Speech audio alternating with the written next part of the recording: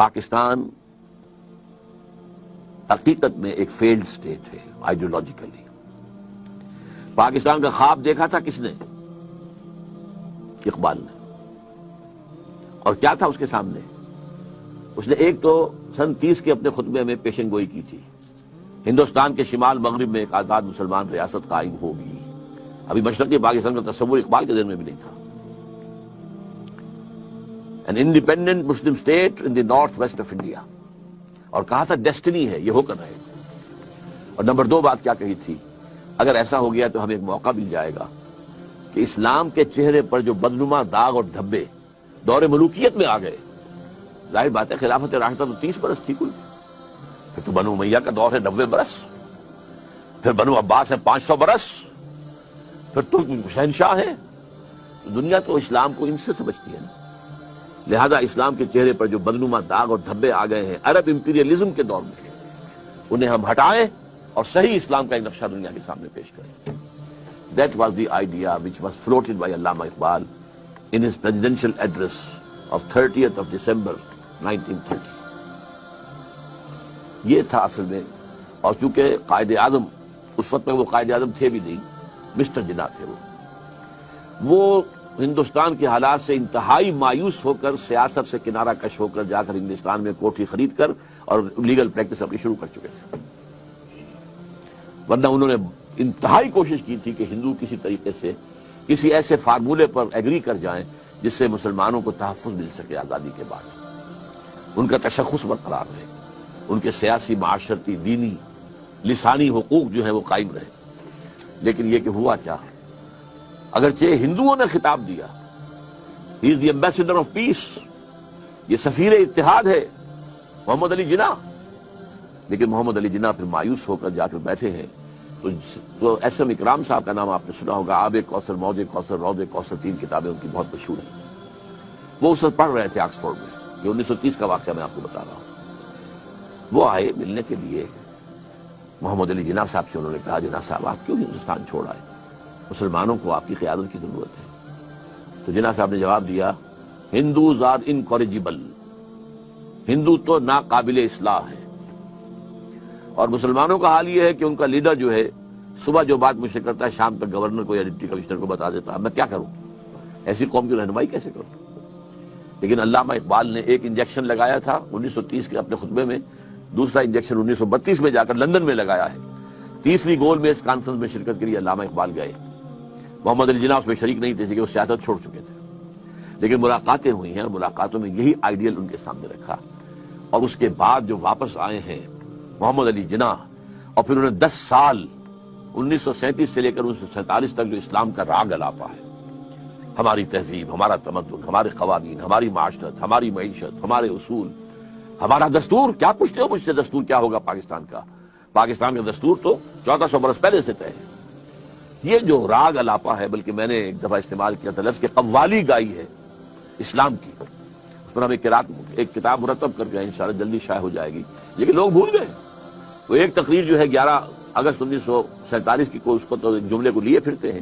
لیکن یہ کہ پورے 10 برس بلکہ پاکستان بننے کے بعد بھی 1.5 برس جو اور مزید انہیں ملا ہے، جتنی تقریریں انہوں نے کی ہیں اسلام کا نظام، یہاں ہم نے اسلام کا قائم کرنا، یہ تھا رول جس کے لیے پاکستان بنا تھا.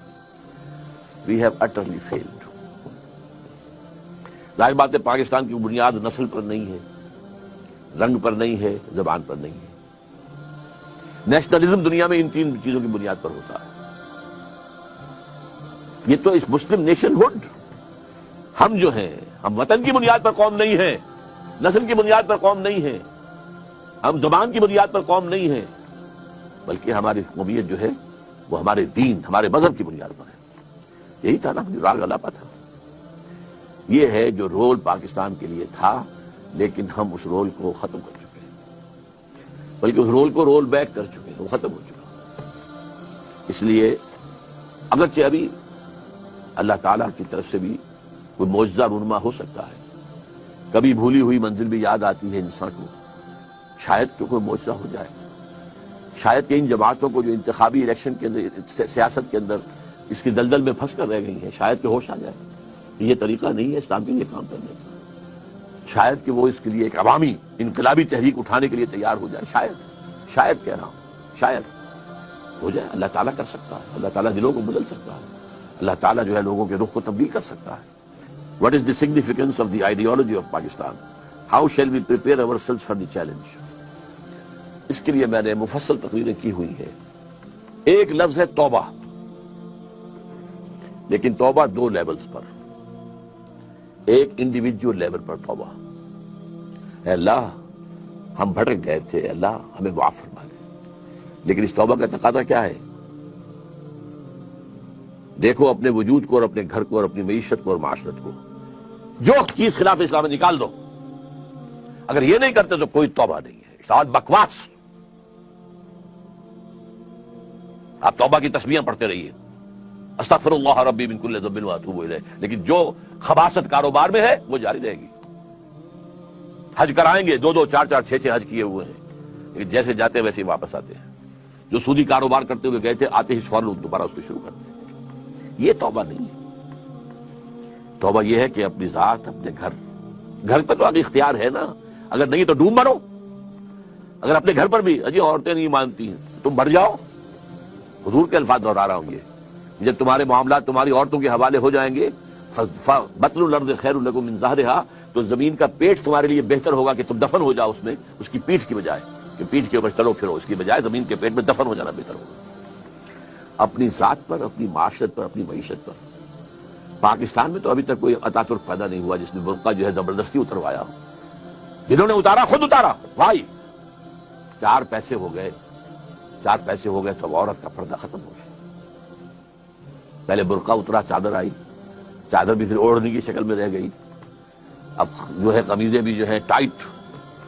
اب تو جو کچھ ہے میں اس میں کیا بیان کروں آپ سے. کیا اس لیے پاکستان بنایا تھا؟ ترقی ہوئی ہے اگر تو سرمایہ داری کو, اور ترقی ہوئی ہے اگر تو بے حیائی کو. 2 چیزوں میں ترقی ہوئی. This is all that we have got. تو یہ تلخ حقیقت ہے. توبہ افراد کریں, جو توبہ کر لیں صحیح معنی میں توبہ, کہ اپنی زندگی سے غیر اسلامی کام فارغ کر دیں. اپنے گھروں میں جا کر شرعی پردہ نافذ کرو. نہیں کرتے تو تمہارا اسلام کے ساتھ کوئی تعلق نہیں. یہ شریعت کس لیے دی گئی تھی؟ یہ سورہ نور کے اندر اتنے احکام آئے ہیں, سورہ احزاب کے اندر اتنے احکام آئے, اس لیے تلاوت کرو اور ثواب لے لو. اللہ اللہ خیر صلی اللہ. یہ بینک سے سارا معاملہ کر کے اب کاروبار چلا رہے ہیں, اپنا بڑھا رہے ہیں, کیا حرام نہیں ہے؟ ہمارے رگو پے کے اندر حرام شرائط کیے ہوئے. تو پہلی بات کیا ہوگی؟ توبہ. لیکن توبہ اس عمل کے ساتھ توبہ, اور پھر باہم جڑ جائیں, کسی ایک شخص سے بیعت کریں جس پر اعتماد ہو, جس کے اخلاق پر, جس کے کردار پر, جس کی سیرت پر, جس کی دیانت پر, جس کی سنسیریٹی پر اعتماد ہو. بیعت کریں, جو تم حکم دو گے کریں گے. ہاں شریعت کے خلاف کوئی حکم دو گے تو نہیں مانیں گے. With in the parameters of the شریعہ جو بھی آپ حکم دیں گے ہم کھاتے ہیں. مشورے دیں گے ہم, لیکن مشورہ رہے گا. یہ نہیں ہے کہ ہم کہیں کہ صاحب ہماری گنتی زیادہ ہے, ہماری بات چلے گی, آپ کون ہوتے ہیں امیر صاحب, آپ گھر بیٹھے. یہ مغربی جمہوریت ہے, یہ اسلامی جمہوریت نہیں ہے. یہ تو ہے عوام کے کرنے کا کام کہ ایک انقلابی جدوجہد کے لیے انقلابی جماعت بنائے. ہم نے اللہ کے فضل سے بنائی ہے, نیو رکھتی ہے, بنیادیں ہیں. اب کچھ تھوڑی تھوڑی تعمیر بھی اوپر ہو رہی ہے. لیکن یہ کہ اب آپ کے سامنے یہ بات پہلی مرتبہ رکھ رہا ہوں, تو آپ اگر چاہیں تو تنظیم اسلامی کے بارے میں لٹریچر جو ہے وہ حاصل کیجئے, پڑھیے, اس کے لوگوں کے ساتھ ملیے, اس کے قریب جائیے, ان کے قائدین کے قریب جائیے, دیکھیے کہ سنسیریٹی کی خوشبو آتی ہے کہ نہیں آتی. اور دوسری توبہ حکومت کی سطح پر. وہ توبہ کیا؟ پاکستان کا دستور منافقت کا پلندہ ہے, اس میں سے منافقت نکال کر باہر کر دیں. دین کی بات پھیلانا صدقہ جاریہ ہے. ثواب کی نیت سے ویڈیو کو شیئر ضرور کیجیے. جزاک اللہ.